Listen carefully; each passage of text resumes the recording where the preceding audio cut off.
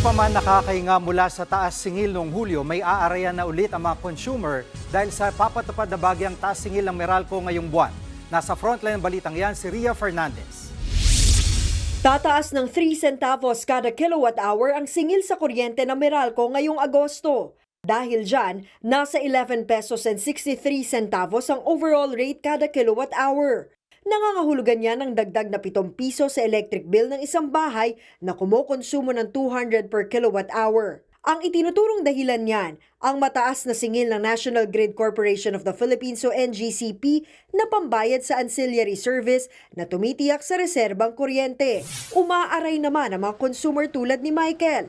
Hindi pa nga raw sila nakakahinga sa taas singil noong Hulyo, heto at sisipa na naman ulit ang kanilang bayarin sa kuryente. Mataas na nga eh. Yung normal na singil nila mataas na. Ano kayang masasabi ng ano dyan? Ng government natin pataas na ng pataas. Tulad ngayon, nagkahanap pa naman ng trabaho. Hindi pa masabi na Meralco kung posible ang bawas singil sa susunod na buwan.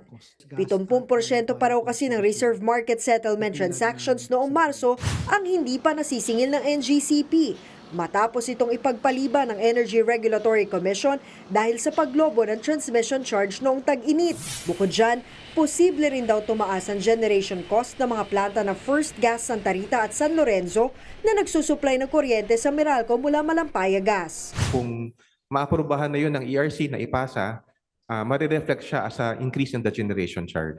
We'll have to wait kung ano yung magiging utos ng ERC, kung i-amortize din, at kung paano siya makakolekta. Ang chairman ng Meralco ay si Manny V. Pangilinan na siya ring chairman ng TV5 Network. Nagbabalita mula sa Frontline, Ria Fernandez, News 5. Mga kapatid, Jiggy Manikad po, iba na ang may alam at may pakialam sa panahon ngayon.